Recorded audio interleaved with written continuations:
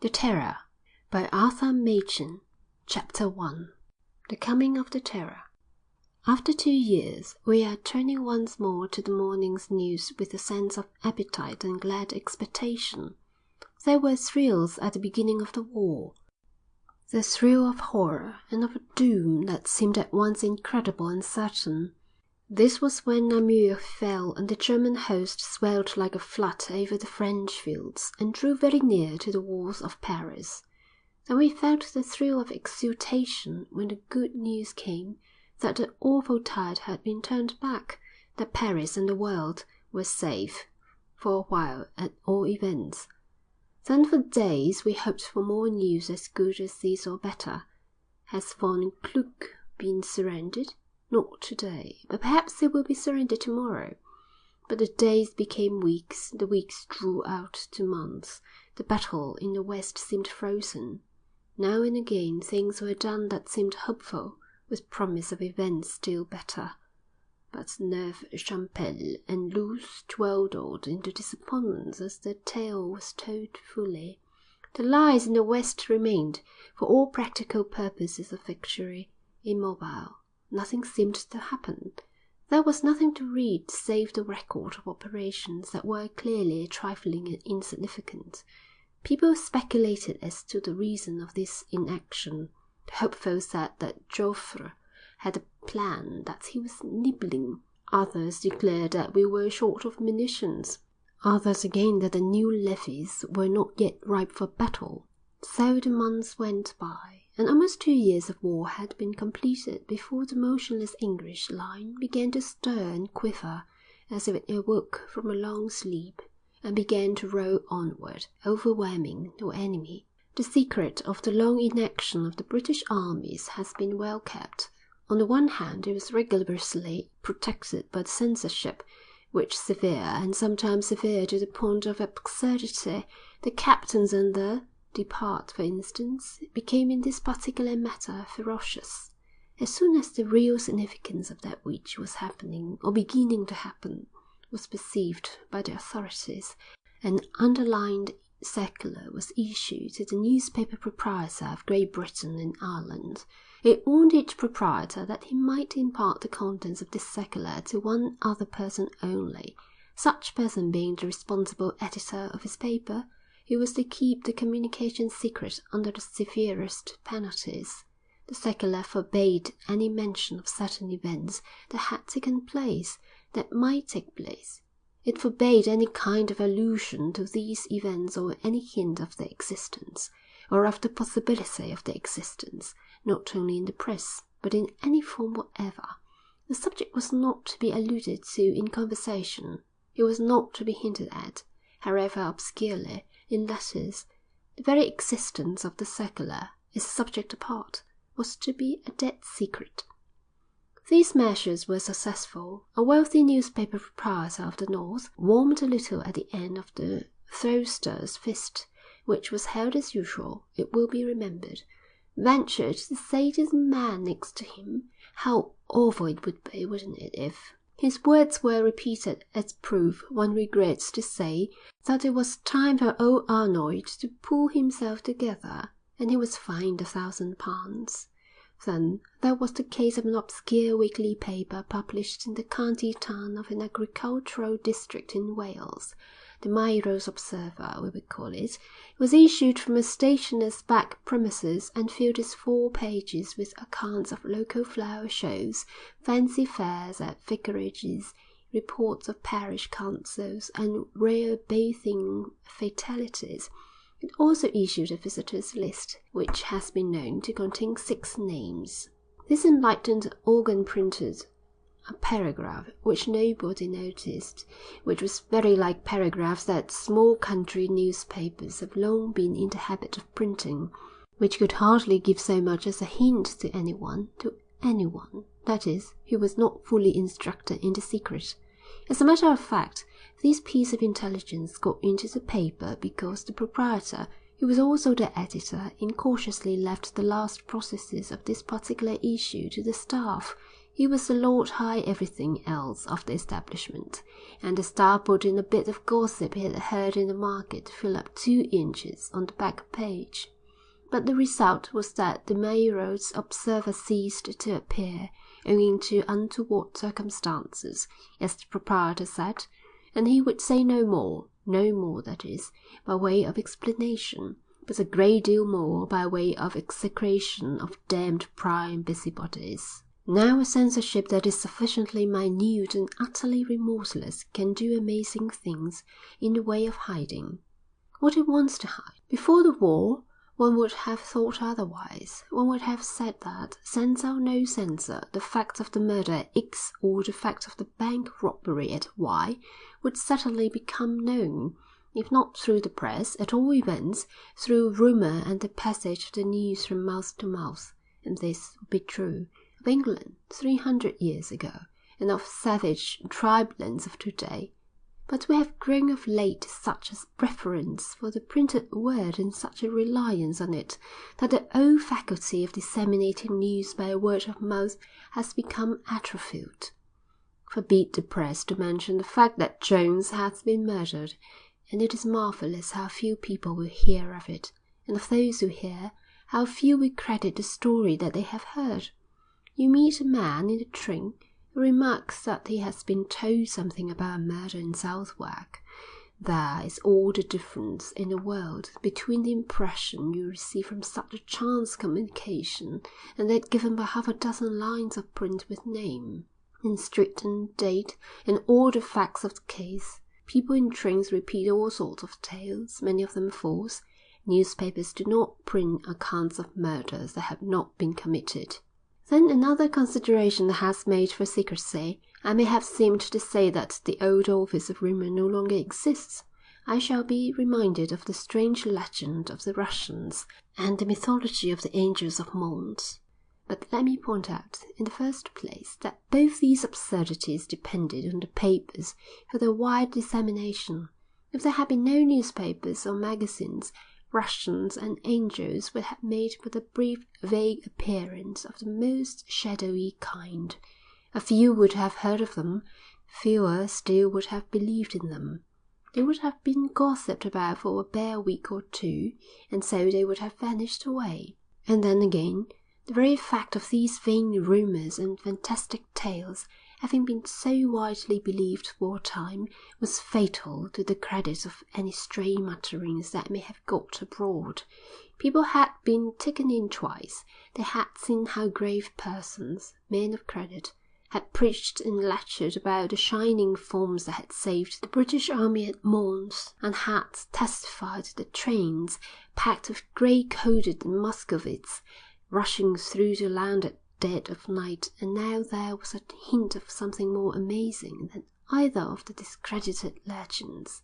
But this time there was no word of confirmation to be found in daily paper, or weekly review, or parish magazine, and so the few that had either laughed or, being serious, went home and jotted down notes for essays on wartime psychology, collective delusions. I followed neither of these courses, for before the secret circular had been issued, my curiosity had somehow been aroused by certain paragraphs concerning a fatal accident to well-known airmen.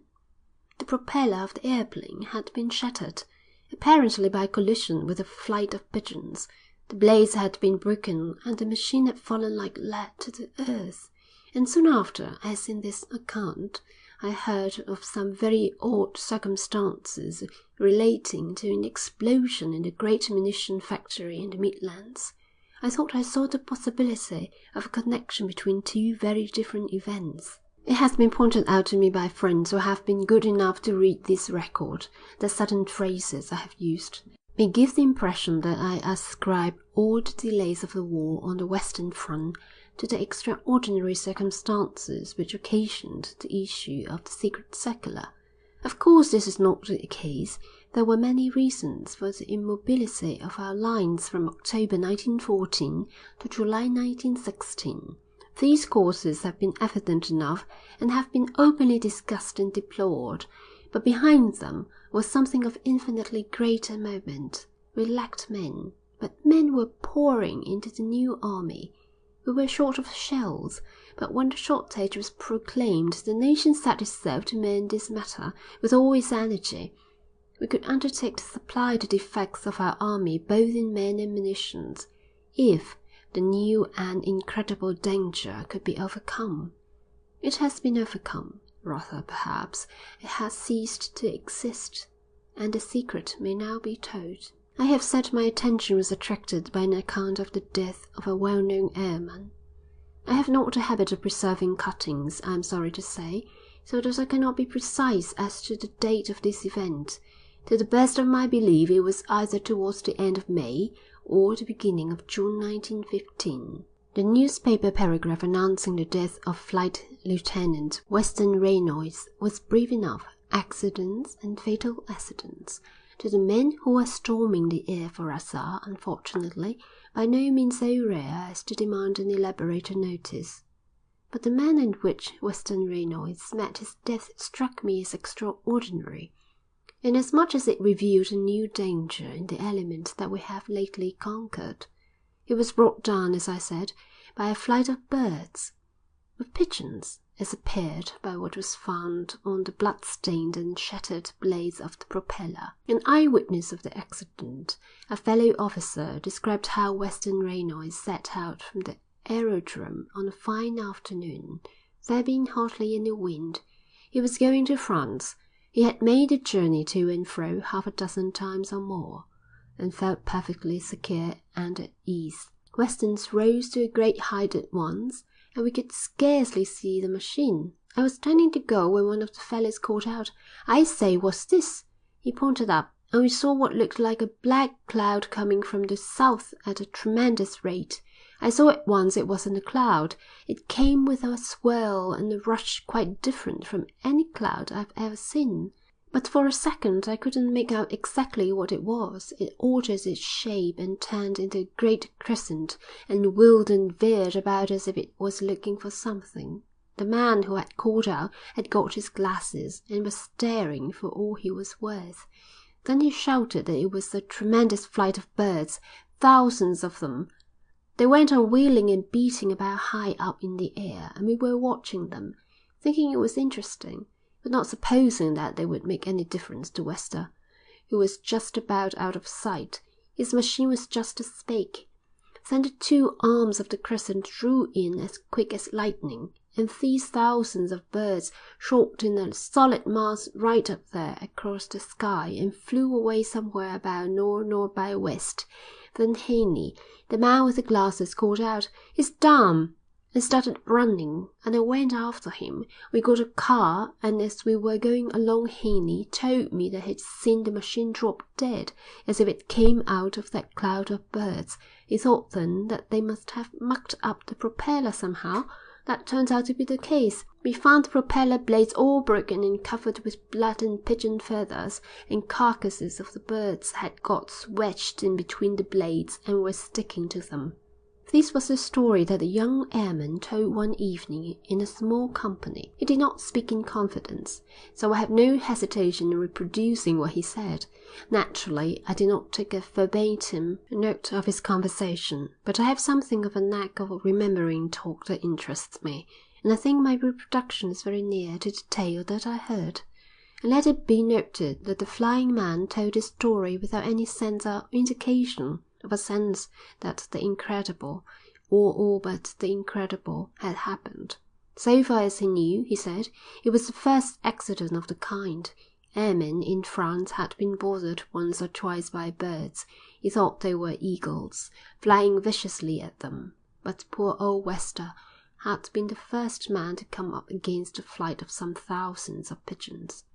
"And perhaps I shall be the next," he added. "But why look for trouble? Anyhow, I'm going to see Trudeau tomorrow afternoon." Well, I heard the story as one hears all the varied marvels and terrors of the air, as one heard some years ago of air pockets, strange gulfs or voids in the atmosphere into which airmen fell with great peril, or as one heard of the experience of the airman who flew over the Cumberland Mountains in the burning summer of 1911, and as he swarmed far above the heights, was suddenly and vehemently blown upwards, the hot air from the rocks striking his plane as if it had been a blast from a furnace chimney. We have just begun to navigate a strange region.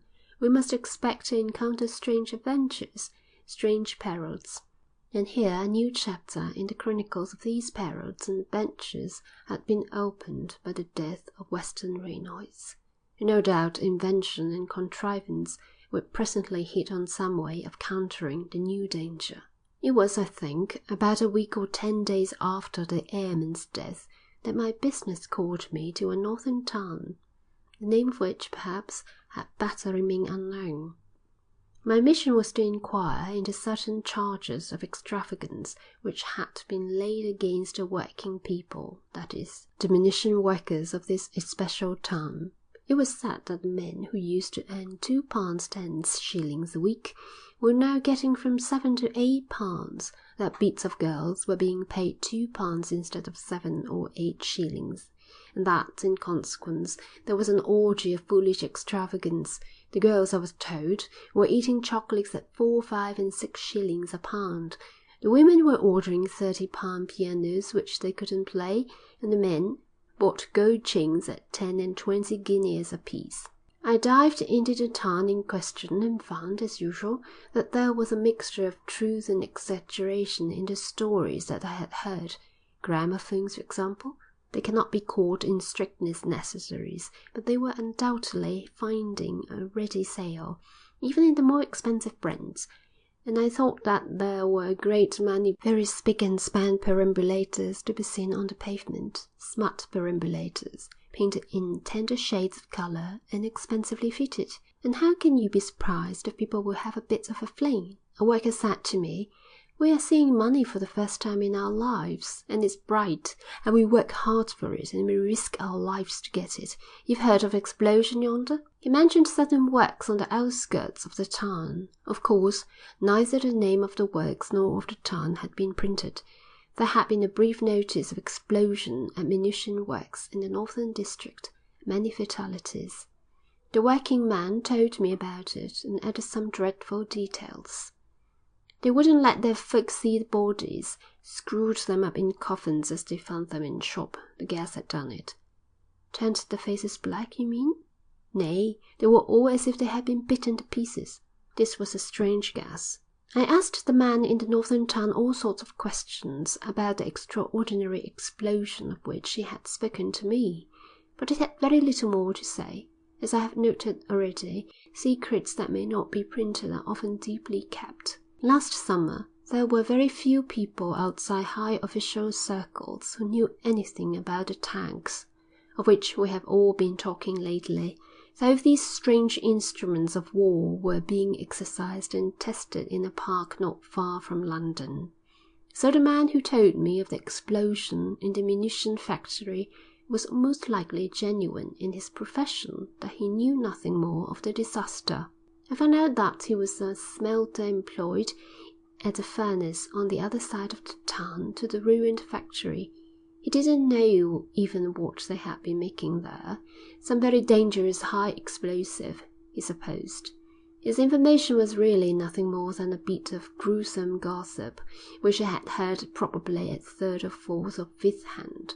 The horrible detail of faces, as if they had been bitten to pieces, had made this violent impression on him. That was all. I gave him up and took a tram to the district of the disaster, a sort of industrial suburb, 5 miles from the centre of the town. When I asked for the factory, I was told that it was no good my going to it as there was nobody there. But I found it, a raw and hideous shed with a walled yard about it and a shut gate.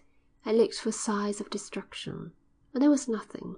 The roof was quite undamaged, and again it struck me that this had been a strange accident. There had been an explosion of sufficient violence to kill workpeople in the building, but the building itself showed no wounds or scars. A man came out of the gate and locked it behind him. I began to ask him some sort of question, rather. I began to open for a question with a terrible business here, they tell me, or some such phrase of convention. I got no farther.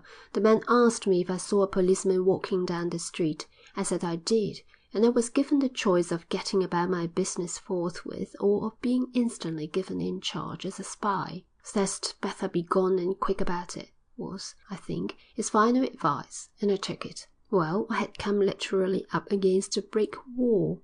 Thinking the problem over, I could only suppose that the smelter or his informant had twisted the phrases of the story. The smelter had said the dead men's faces were bitten to pieces.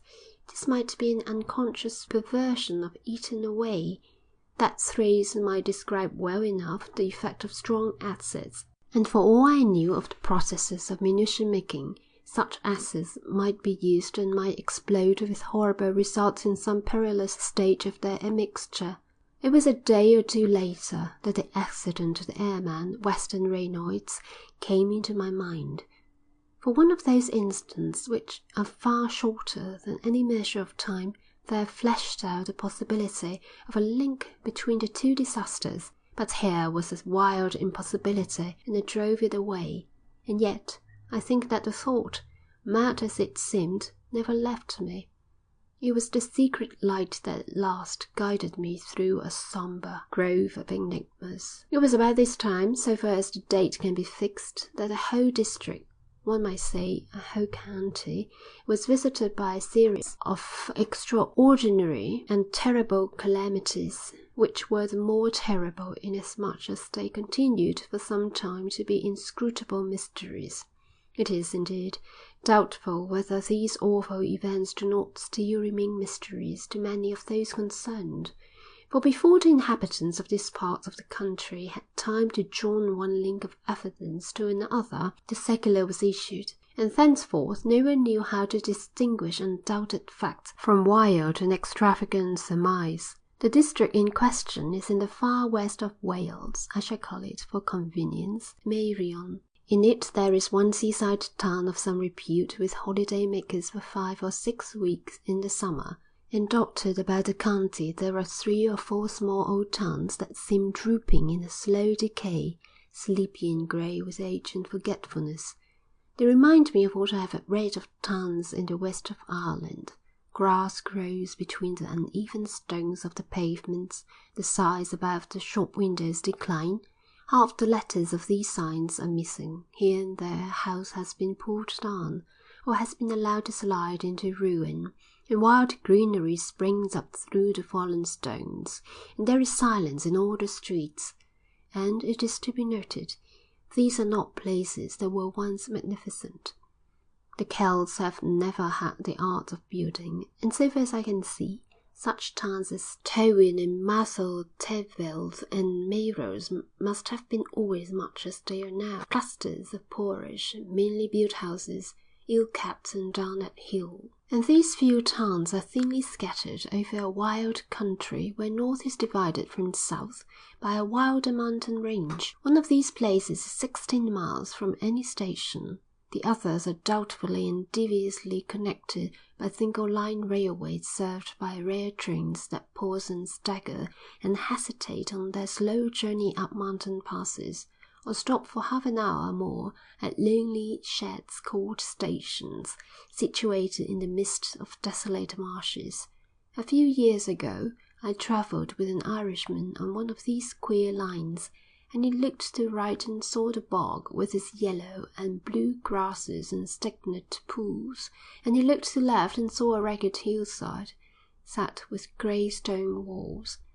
"I can hardly believe," he said, "that I'm not still in the wilds of Ireland." Here, then, one sees a wild and divided and scattered region, a land of outland hills and secret and hidden valleys.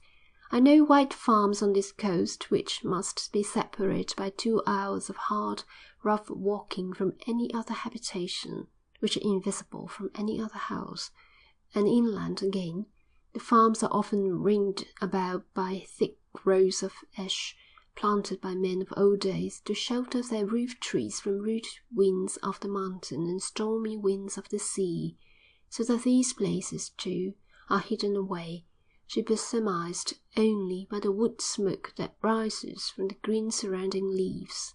A Londoner must see them to believe in them. and even then he can scarcely credit their utter isolation. Such, then, in the main is Meirion, and on this land, in the early summer of last year, terror descended, a terror without shape, such as no man there had ever known. It began with the tale of a little child who wandered out into the lanes to pick flowers one sunny afternoon, and never came back to the cottage on the hill. End of chapter 1. The Terror by Arthur Machen. Chapter 2. Death in the Village. The child who was lost came from a lonely cottage that stands on the slope of a steep hillside called the Alt, or the Height. The land about it is wild and ragged. Here the growth of gorse and bracken, here a marshy hollow of reeds and rushes, marking the course of the stream from some hidden well. Here thickets of dense and tangled undergrowth, the outposts of wood. Down through this broken and uneven ground a path leads to the lane at the bottom of the valley. Then the land rises again and swells up to the cliffs over the sea, about a quarter of a mile away. The little girl, Gertrude Morgan, asked her mother if she might go down to the lane and pick up the purple flowers. These were orchids that grew there, and her mother gave her leave, telling her that she must be back by tea time, as there was apple tart for tea. She never came back. It was supposed that she must have crossed the road and gone to the cliff's edge, possibly in order to pick the sea pinks that were then in full blossom. She must have slipped, they said, and fallen into the sea, 200 feet below. And it may be said at once that there was no doubt some truth in this conjecture, though it stopped very short of the whole truth. The child's body must have been carried out by the tide, for it was never found. The conjecture of a false step or of a fatal slide on the slippery turf that slopes down the rocks was accepted as the only explanation possible. People thought the accident a strange one because, as a rule, the country children living by the cliffs and the sea became wary at an early age, and Gertrude Morgan was almost 10 years old. Still, as the neighbors said, that's how it must have happened, and it's a great pity to be sure. But this would not do when in a week's time a strong young laborer failed to come to his cottage after the day's work. His body was found on the rocks 6 or 7 miles from the cliffs where the child was supposed to have fallen. He was going home by a path that he had used every night of his life for 8 or 9 years, when he used the dark of nights in perfect security, knowing every inch of it. The police asked if he drank, but he was a teetotaler. If he were subject to fits, but he wasn't. And he was not murdered for his wealth, since agricultural laborers are not wealthy. It was only possible again to talk of slippery turf and a false step, but people began to be frightened. Then a woman was found with her neck broken at the bottom of a disused quarry near La Fehangel, in the middle of the country.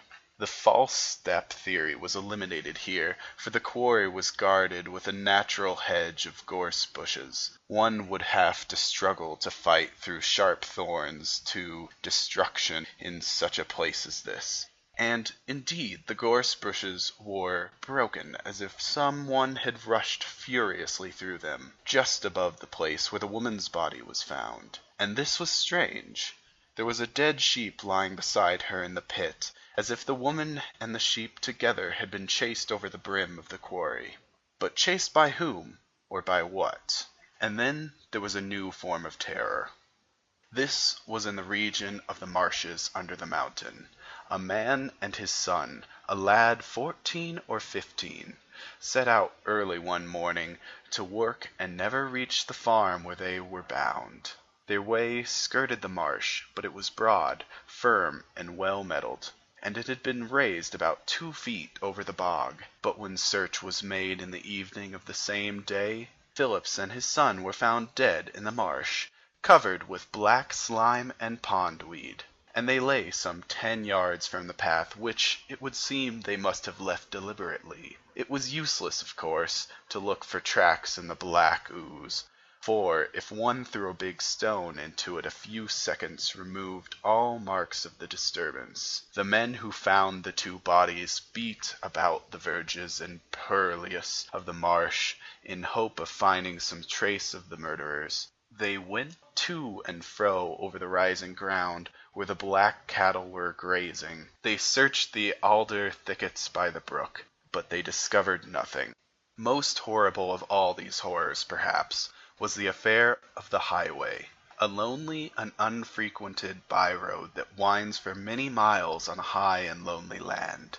Here, a mile from any other dwelling, stands a cottage on the edge of a dark wood. It was inhabited by a laborer named Williams, his wife, and their 3 children. One hot summer's evening, a man who had been doing a day's gardening at the rectory 3 or 4 miles away passed the cottage and stopped for a few minutes to chat with Williams, the laborer, who was pottering about his garden, while the children were playing on the path by the door. The 2 talked of their neighbors and of the potatoes till Mrs. Williams appeared at the doorway and said supper was ready, and Williams turned to go into the house. This was about 8 o'clock, and in the ordinary course the family would have their supper and be in bed by 9, or by 9:30 at the latest. At 10 o'clock that night the local doctor was driving home along the highway. His horse shied violently and then stopped dead just opposite the gate to the cottage. The doctor got down, frightened at what he saw, and there on the roadway lay Williams, his wife, and the 3 children, stone dead, all of them. Their skulls were battered in, as if by some heavy iron instrument. Their faces were beaten to a pulp. End of Chapter 2. The Terror by Arthur Machen. Chapter 3. The Doctor's Theory.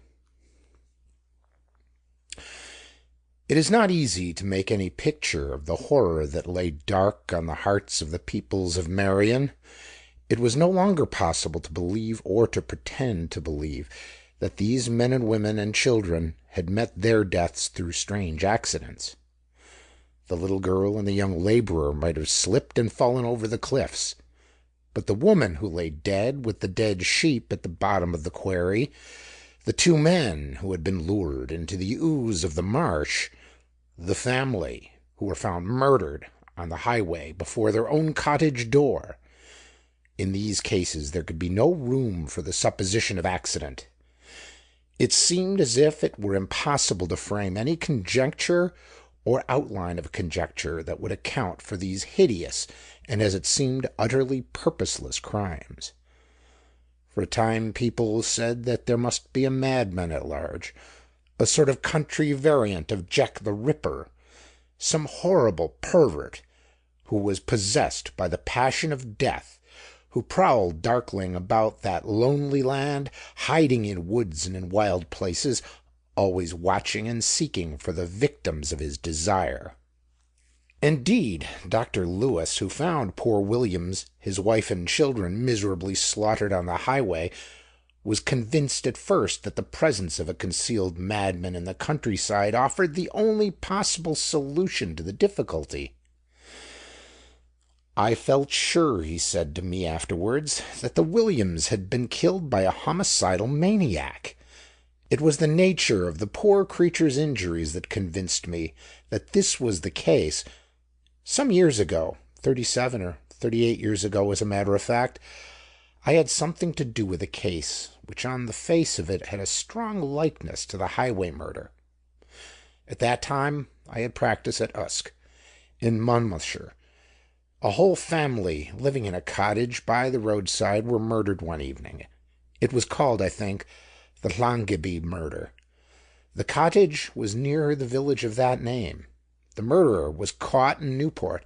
He was a Spanish sailor named Garcia, and it appeared that he had killed father, mother, and the 3 children for the sake of the brass works of an old Dutch clock which were found on him when he was arrested. Garcia had been serving a month's imprisonment at Usk jail for some small theft, and on his release he set out to walk to Newport, 9 or 10 miles away, no doubt to get another ship.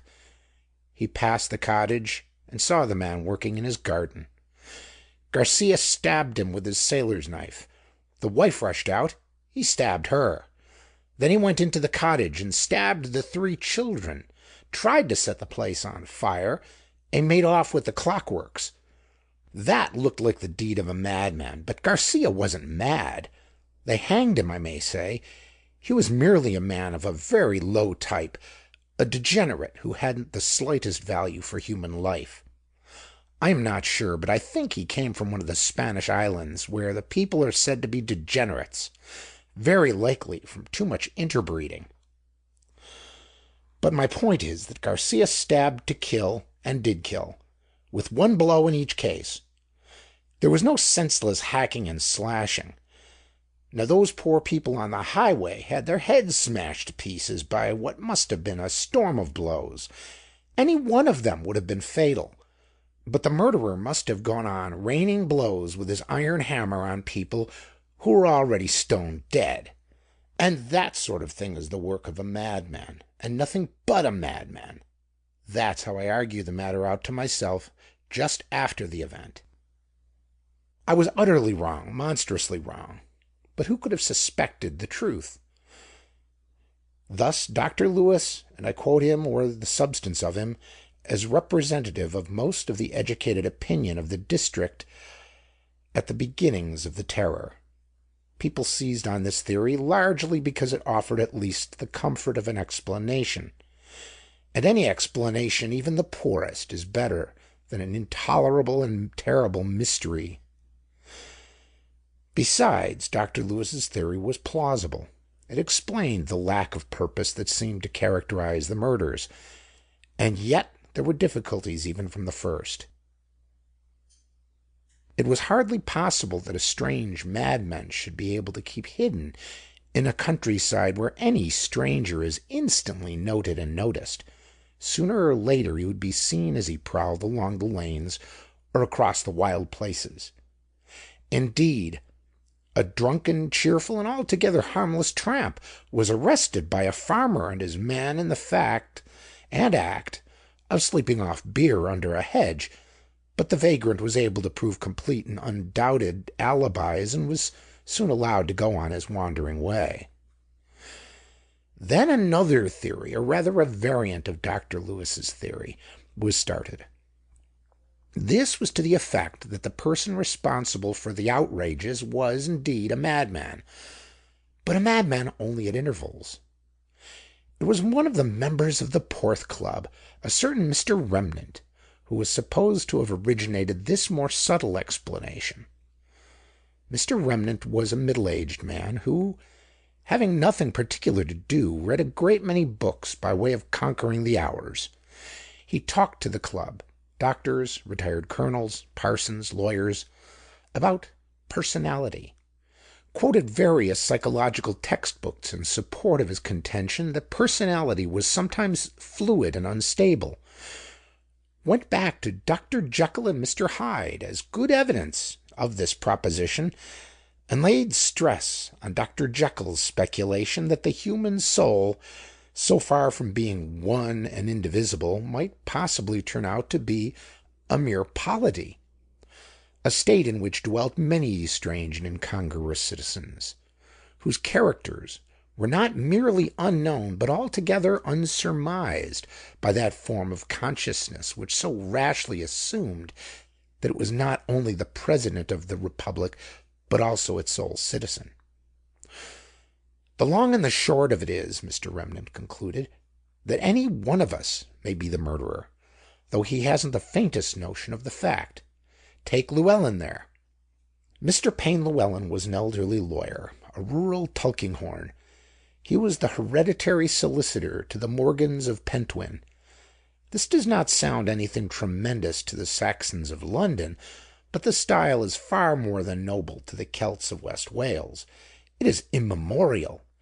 Tilo Sant was of the collaterals of the first known chief of the race, and Mr. Payne Llewellyn did his best to look like the legal adviser of this ancient house. He was weighty, he was cautious, he was sound, He was secure. I have compared him to Mr. Tulkinghorn of Lincoln's Inn Fields, but Mr. Llewellyn would most certainly never have dreamed of employing his leisure in peering into the cupboards where the family skeletons were hidden. Supposing such cupboards to have existed, Mr. Payne Llewellyn would have risked large out-of-pocket expenses to furnish them with double, triple impregnable locks. He was a new man, an Advena, certainly, for he was partly of the Conquest, being descended on one side from Sir Payne Turberville, but he meant to stand by the old stock. "Take Llewellyn now," said Mr. Remnant. "Look here, Llewellyn, can you produce evidence to show where you were on the night those people were murdered on the highway?" "I thought not."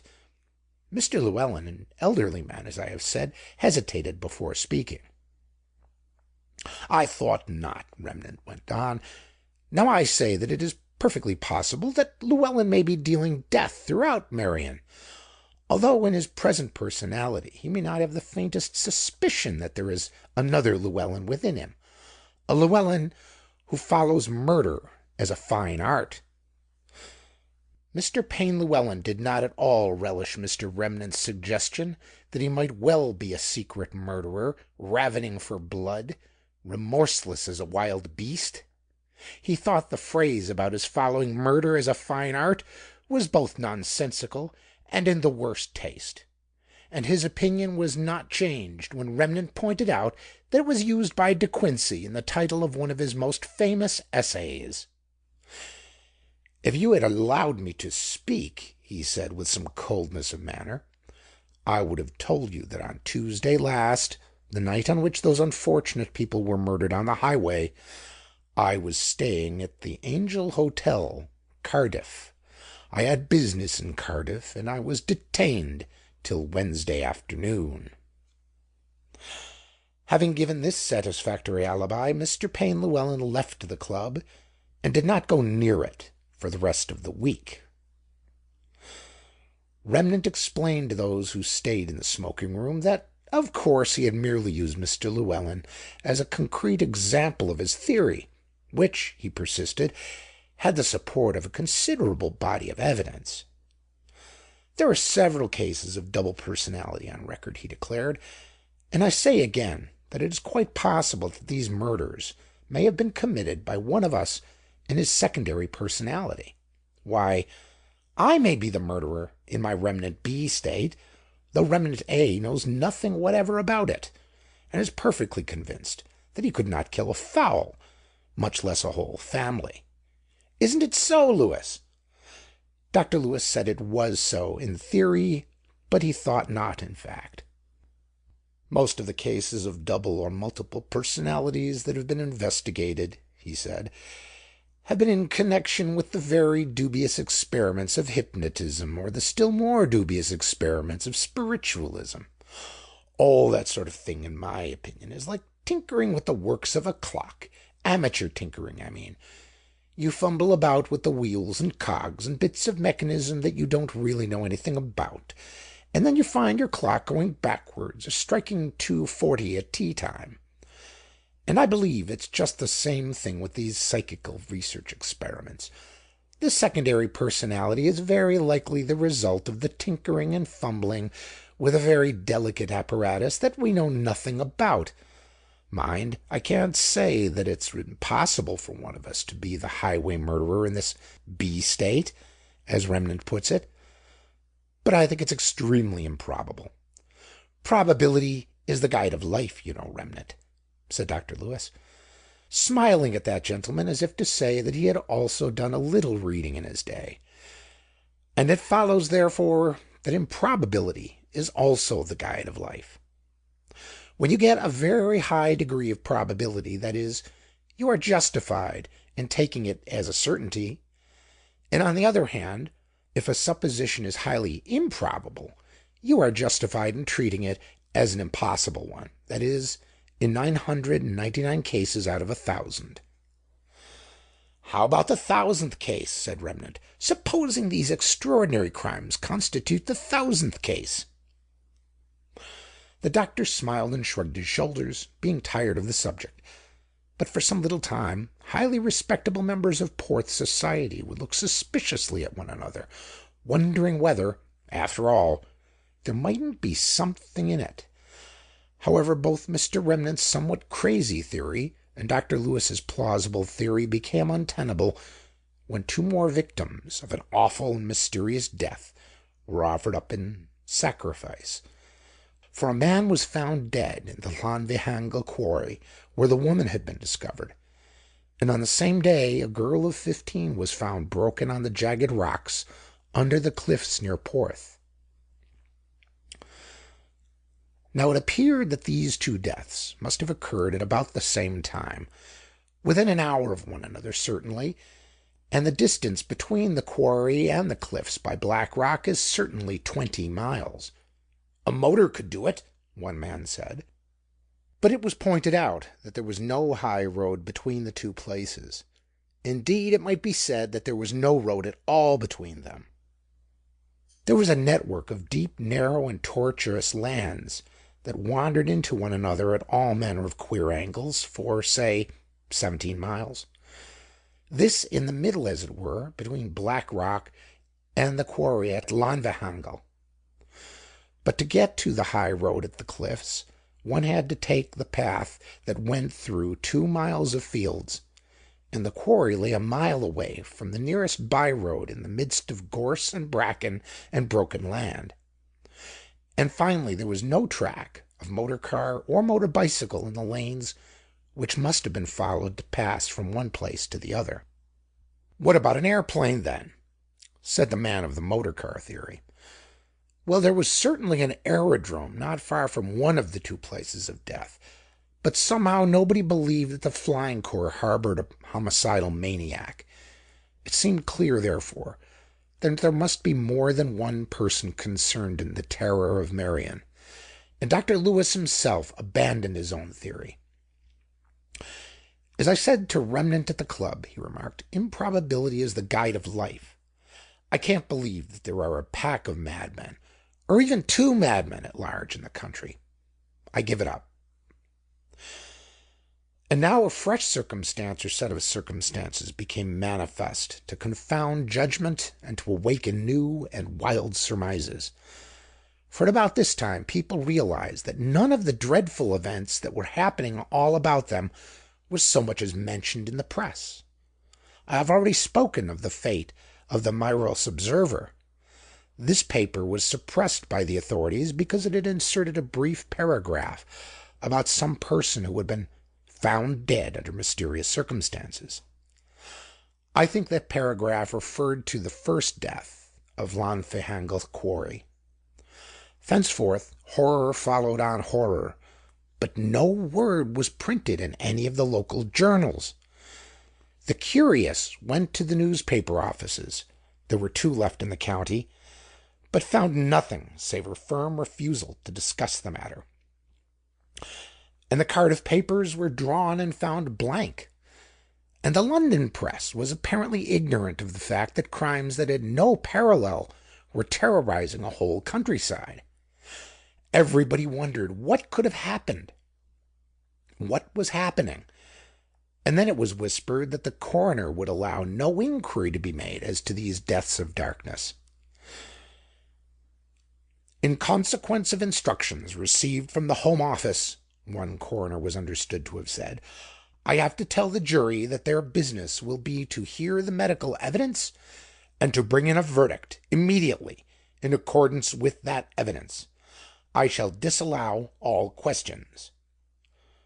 One jury protested. The foreman refused to bring in any verdict at all. "Very good," said the coroner.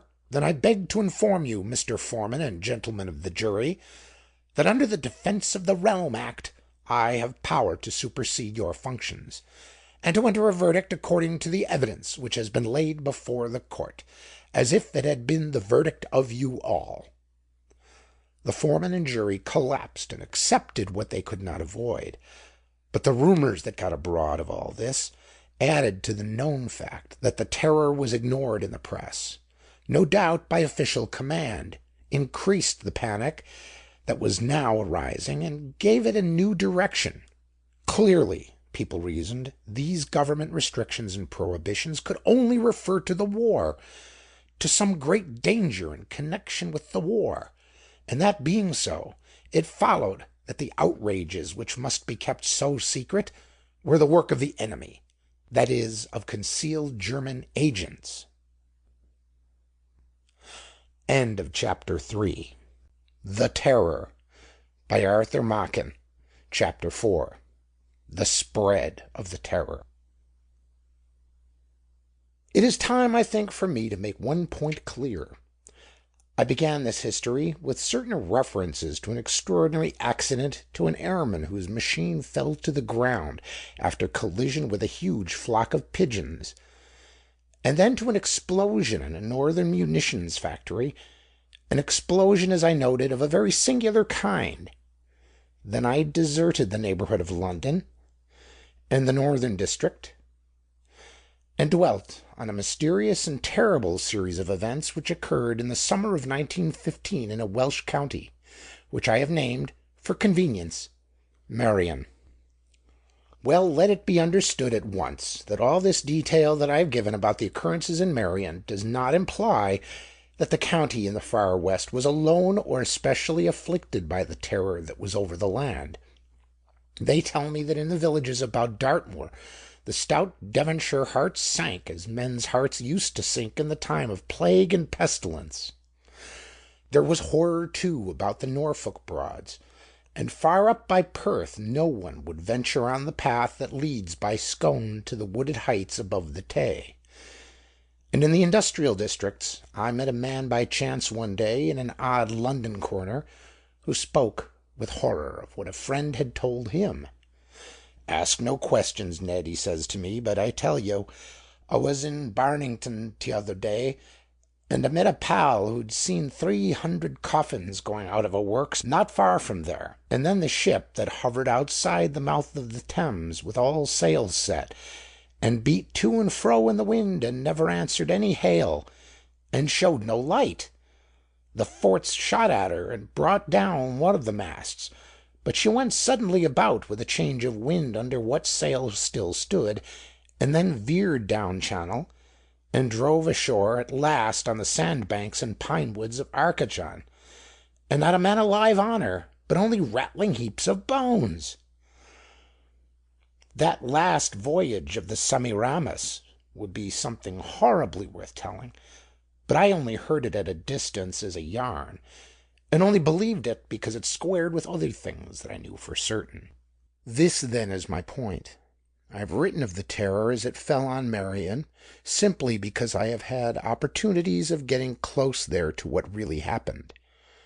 Third or fourth or fifth hand in the other places, but round about Porth and Merthyr Tegveth I have spoken with people who have seen the tracks of the terror with their own eyes. Well, I have said that the people of that far western county realized not only that death was abroad in their quiet lanes and on their peaceful hills, but that for some reason it was to be kept all secret. Newspapers might not print any news of it. The very juries summoned to investigate it were allowed to investigate nothing, and so they concluded that this veil of secrecy must somehow be connected with the war. And from this position it was not a long way to a further inference, that the murderers of innocent men and women and children were either Germans or agents of Germany. It would be just like the Huns, everybody agreed, to think out such a devilish scheme as this, and they always thought out their schemes beforehand. They hoped to seize Paris in a few weeks, but when they were beaten on the Marne, they had their trenches on the Aisne ready to fall back on. It had all been prepared years before the war, and so, no doubt, they had devised this terrible plan against England in case they could not beat us in open fight.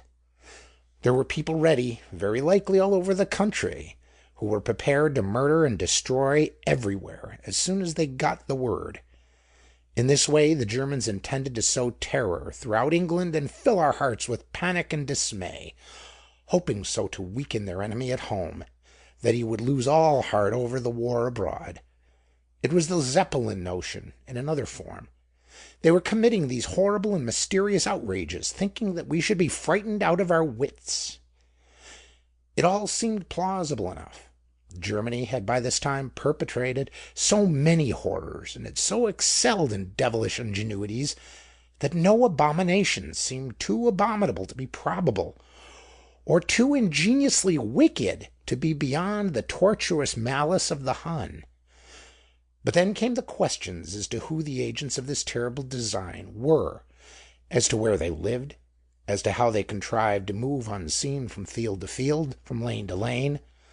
All sorts of fantastic attempts were made to answer these questions, but it was felt that they remained unanswered.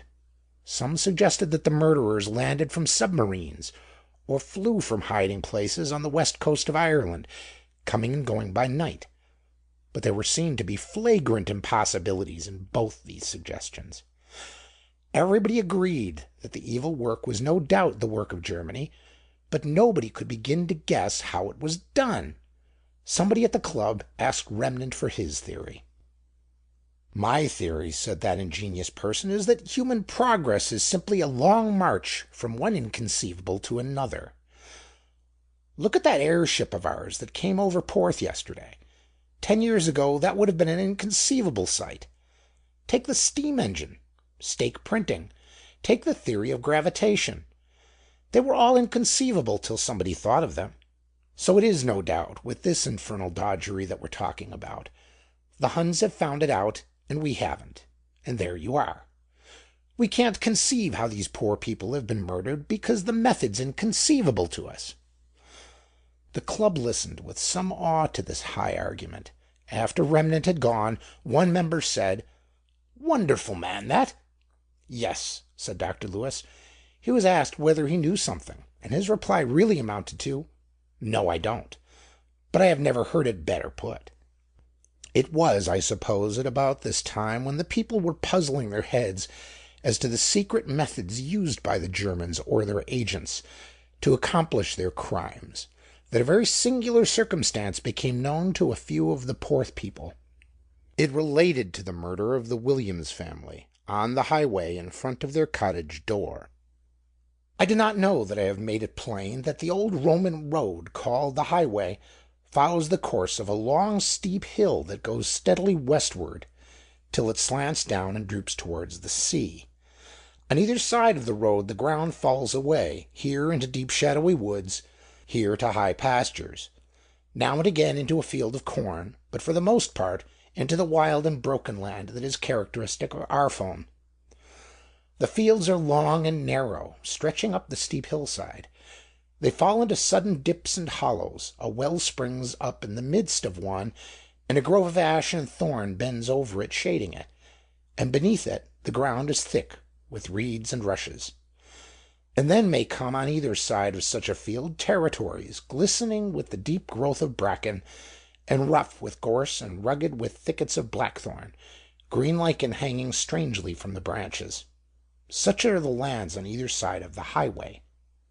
Now on the lower slopes of it, beneath the Williams cottage, some 3 or 4 fields down the hill, there is a military camp.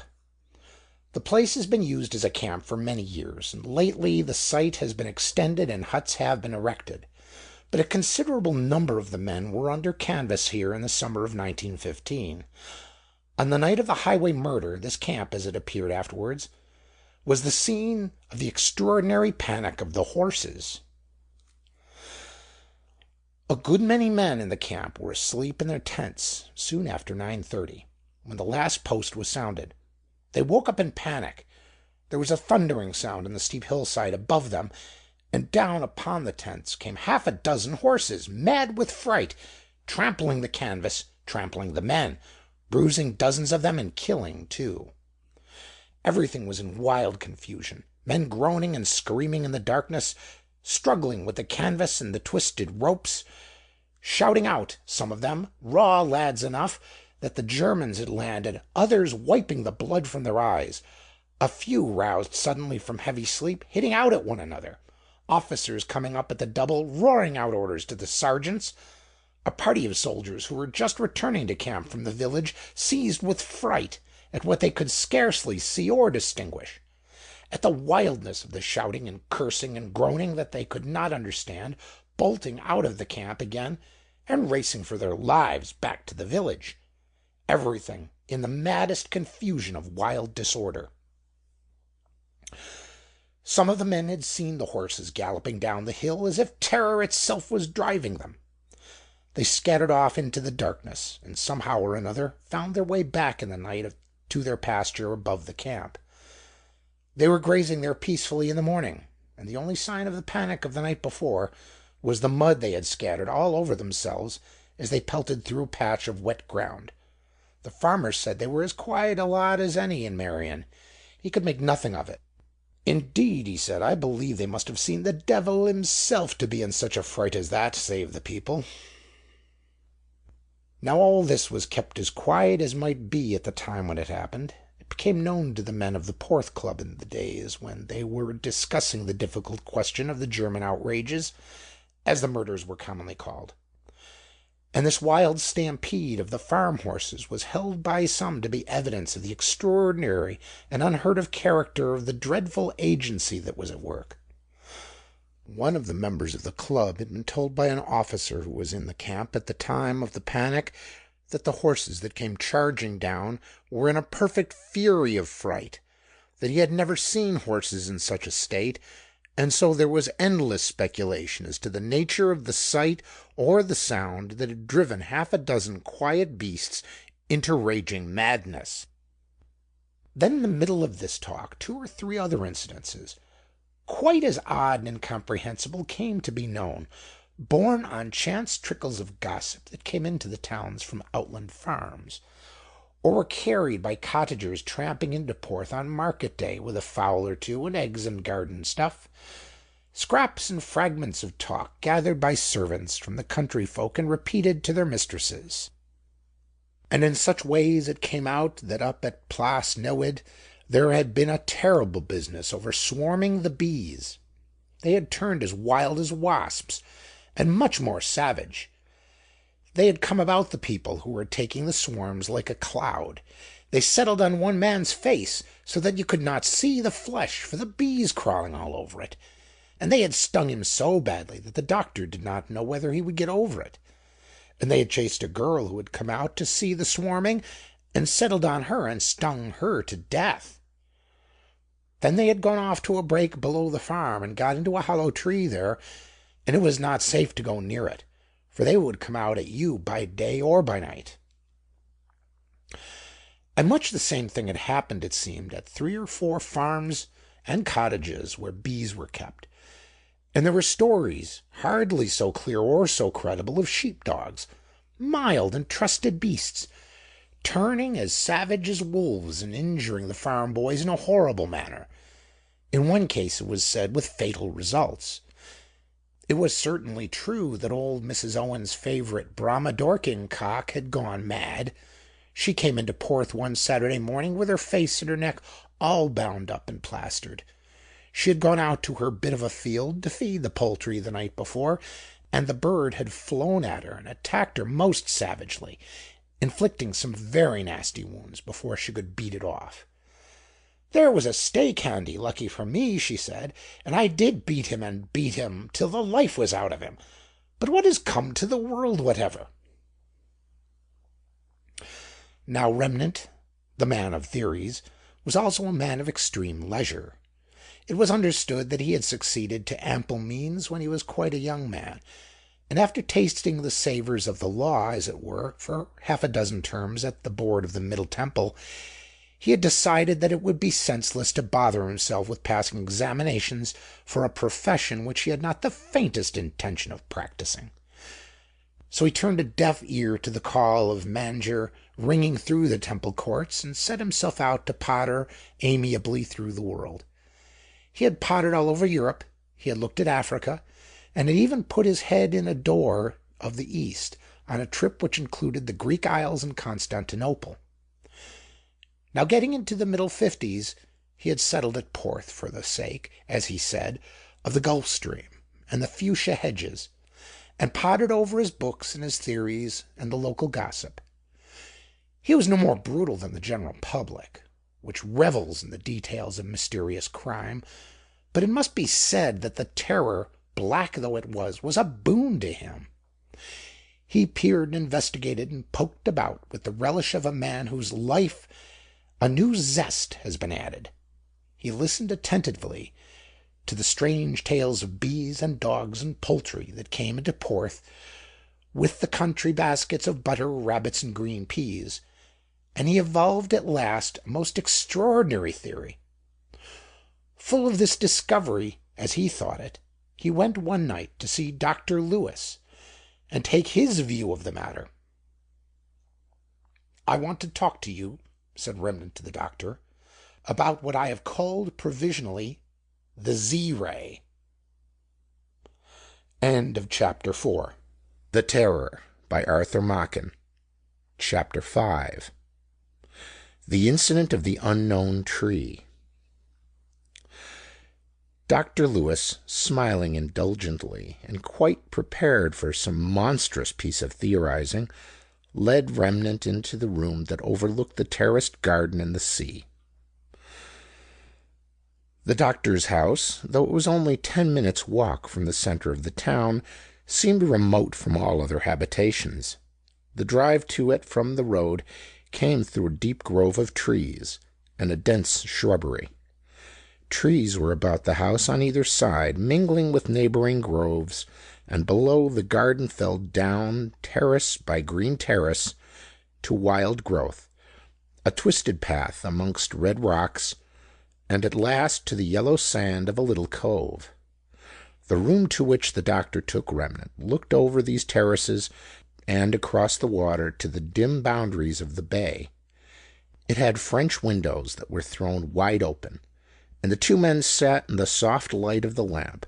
This was before the days of severe lighting regulations in the far west, and enjoyed the sweet odors and the sweet vision of the summer evening. Then Remnant began. "I suppose, Lewis, you've heard these extraordinary stories of bees and dogs and things that have been going about lately?" "Certainly I've heard them. I was called in at Plas Newid and treated Thomas Trevor, who's only just out of danger, by the way. I certified for the poor child, Mary Trevor. She was dying when I got to the place. There was no doubt she was stung to death by bees, and I believe there were other very similar cases at Lantarnum and Morwen. None fatal, I think. What about them?" "Well, then there are the stories of good-tempered old sheepdogs turning wicked and savaging children." "Quite so. I haven't seen any of these cases professionally, but I believe the stories are accurate enough." "And the old woman assaulted by her own poultry?" "That's perfectly true. Her daughter put some stuff of their own concoction on her face and neck, and then she came to me. The wounds seemed going all right, so I told her to continue the treatment, whatever it might be." "Very good," said Mr. Remnant. He spoke now with an italic impressiveness. "Don't you see the link between all this and the horrible things that have been happening about here for the last month?" Lewis stared at Remnant in amazement. He lifted his red eyebrows and lowered them in a kind of scowl. His speech showed traces of his native accent. "Great burning!" he exclaimed. "What on earth are you getting at now? It is madness.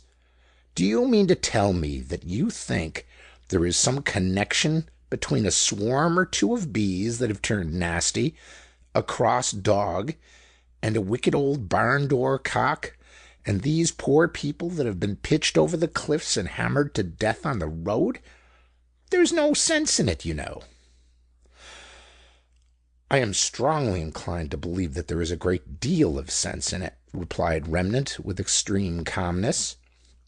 "Look here, Lewis. I saw you grinning the other day at the club when I was telling the fellows that in my opinion all these outrages had been committed certainly by the Germans, but by some method of which we have no conception. But what I meant to say when I talked about inconceivables was just this, that the Williams and the rest of them have been killed in some way that's not in theory at all. Not in our theory, at all events. Some way we've not contemplated, not thought of for an instant. Do you see my point?" Well, in a sort of way. You mean there's an absolute originality in the method? I suppose that is so, but what next? Remnant seemed to hesitate, partly from a sense of the portentous nature of what he was about to say, partly from a sort of half unwillingness to part with so profound a secret. Well, he said, you will allow that we have two sets of phenomena of a very extraordinary kind occurring at the same time. Don't you think that it's only reasonable to connect the two sets with one another? So the philosopher of Tenderden Steeple and the Goodwin Sands thought, certainly, said Lewis. But what is the connection? Those poor folks on the highway weren't stung by bees or worried by a dog. And horses don't throw people over cliffs or stifle them in marshes. No, I never meant to suggest anything so absurd. It is evident to me that in all these cases of animals turning suddenly savage, the cause has been terror, panic, fear. The horses that went charging into the camp were mad with fright, we know. And I say that in the other instances we have been discussing the cause was the same. The creatures were exposed to an infection of fear, and a frightened beast or bird or insect uses its weapons, whatever they may be. If, for example, there had been anybody with those horses when they took their panic, they would have lashed out at him with their heels. Yes, I dare say that is so. Well, my belief is that the Germans have made an extraordinary discovery. I've called it the Z-ray. You know that the ether is merely an hypothesis. We have to suppose that it's there to account for the passage of the Marconi current from one place to another. Now suppose that there is a psychic ether as well as a material ether. Suppose that it is possible to direct irresistible impulses across this medium. Suppose that these impulses are towards murder or suicide. Then I think you have an explanation of the terrible series of events that have been happening in Marion for the last few weeks. And it is quite clear to my mind that the horses and the other creatures have been exposed to this Z-ray, and that it has produced on them the effect of terror, with ferocity as the result of terror. Now what do you say to that? Telepathy, you know, is well established. So is hypnotic suggestion. You have only to look in the Encyclopedia Britannica to see that, and suggestion is so strong in some cases as to be an irresistible imperative. Now don't you feel that putting telepathy and suggestion together, as it were, you have more than the elements of what I call the Z-ray? I feel myself that I have more to go on in making my hypotheses than the inventor of the steam engine had in making his hypotheses when he saw the lid of the kettle bobbing up and down. What do you say? Dr. Lewis made no answer. He was watching the growth of a new, unknown tree in his garden. The doctor made no answer to Remnant's question. For one thing, Remnant was profuse in his eloquence. He had been rigidly condensed in his history. And Lewis was tired of the sound of his voice. For another thing, he found the Z-ray theory almost too extravagant to be bearable, wild enough to tear patience to tatters. And then as the tedious argument continued, Lewis became conscious that there was something strange about the night. It was a dark summer night. The moon was old and faint above the Dragon's Head across the bay, and the air was very still. It was so still that Lewis had noted that not a leaf stirred on the very tip of a high tree that stood out against the sky, and yet he knew that he was listening to some sound that he could not determine or define. It was not the wind in the leaves. It was not the gentle wash of the water of the sea against the rocks. That latter sound he could distinguish quite easily. But there was something else. It was scarcely a sound. It was as if the air itself trembled and fluttered, as the air trembles in a church when they open the great pedal pipes of the organ. The doctor listened intently. It was not an illusion. The sound was not in his own head, as he had suspected for a moment. But for the life of him, he could not make out whence it came or what it was. He gazed down into the night over the terraces of his garden, now sweet with the scent of the flowers of the night, tried to peer over the tree-tops across the sea toward the Dragon's Head. It struck him suddenly that this strange fluttering vibration of the air might be the noise of a distant aeroplane or airship. There was not the usual droning hum, but this sound might be caused by a new type of engine. A new type of engine? Possibly it was an enemy airship. Their range, it had been said, was getting longer, and Lewis was just going to call Remnant's attention to the sound, to its possible cause, and to the possible danger that might be hovering over them, when he saw something that caught his breath and his heart with wild amazement and a touch of terror. He had been staring upward into the sky and about to speak to Remnant. He had let his eyes drop for an instant. He looked down towards the trees in the garden and saw with utter astonishment that one had changed its shape in the few hours that had passed since the setting of the sun. There was a thick grove of ilexes bordering the lowest terrace, and above them rose one tall pine, spreading its head of sparse, dark branches, dark against the sky. As Lewis glanced down over the terraces, he saw that the tall pine tree was no longer there. In its place there rose above the ilexes what might have been a greater ilex. There was the blackness of a dense growth of foliage rising like a broad and far-spreading and rounded cloud over the lesser trees. Here, then, was a sight wholly incredible, impossible. It is doubtful whether the process of the human mind in such a case has ever been analyzed and registered.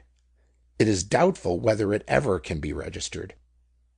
It is hardly fair to bring in the mathematician, since he deals with absolute truth, so far as mortality can conceive absolute truth. But how would a mathematician feel if he were suddenly confronted with a two-sided triangle?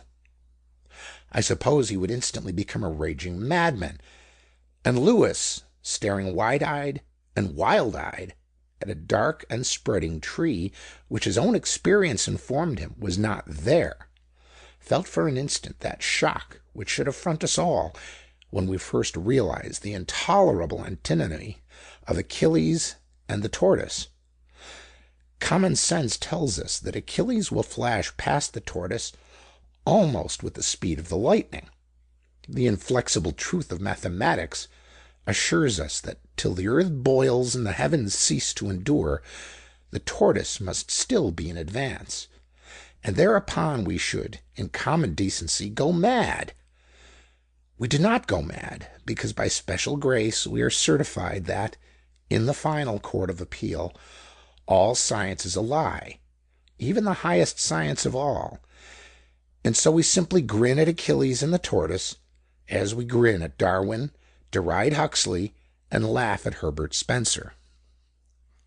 Dr. Lewis did not grin.